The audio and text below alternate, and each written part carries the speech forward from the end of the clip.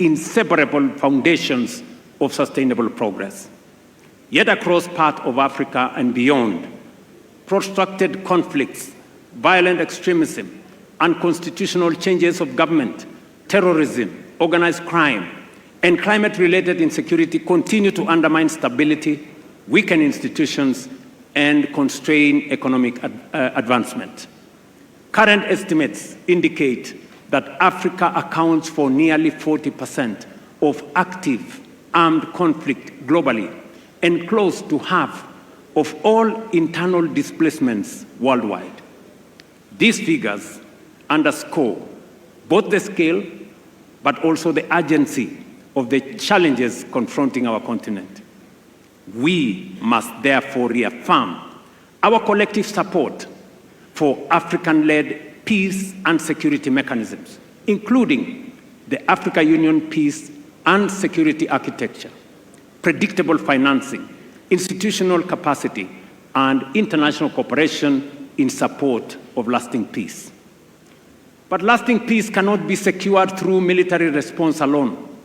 Peace requires confronting the structural drivers of instability: poverty, exclusion, unemployment, inequality, weak institutions, climate vulnerability, and the absence of economic opportunity, particularly for young people. That is why strengthening Africa's strategic autonomy in matters of peace and security remains an imperative.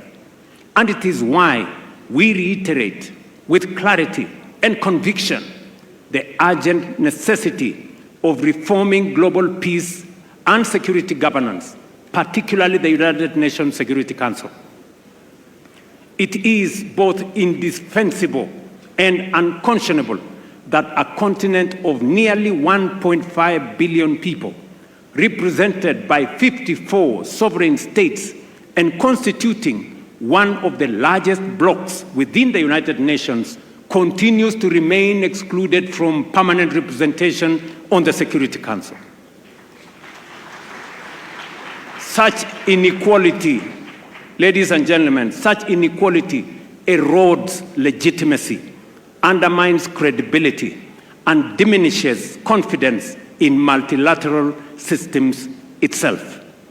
No global governance architecture can credibly claim to be democratic, to be representative, to be just, or fit for purpose, while a substantial part of humanity remains absent from the table where the world's most consequential decisions are made.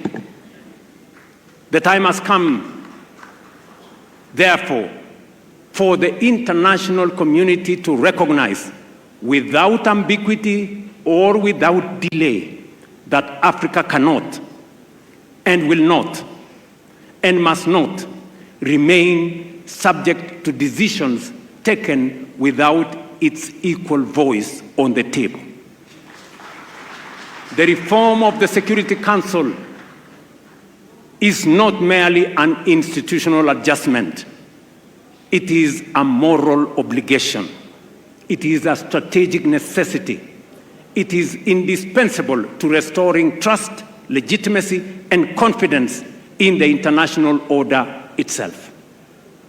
Kenya, therefore, remains steadfast in its support for the common African position as articulated in the Ezulwini Consensus and the Sirte Declaration, which calls for Africa to be accorded permanent representation on the Security Council with all the prerogatives and privileges of permanent membership, alongside additional non-permanent seats.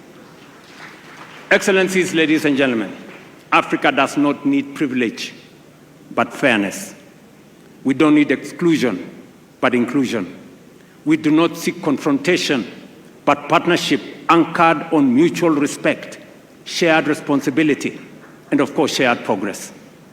This summit, therefore, presents us with an opportunity to define a new era of engagement between Africa and its partners, an era based not on dependency, but on dignity, not on extraction, but on value creation, and not on short-term transactions, but on long-term shared prosperity.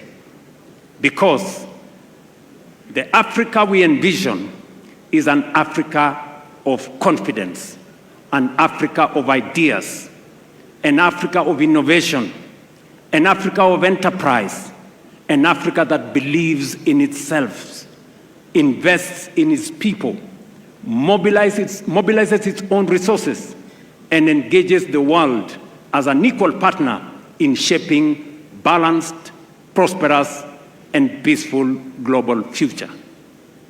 Africa is rising, determined to shape its own destiny, and increasingly prepared to shape the future of the world itself. That is the Africa Forward agenda. An agenda grounded not on dependency, but in sovereignty. Not in vulnerability, but in resilience.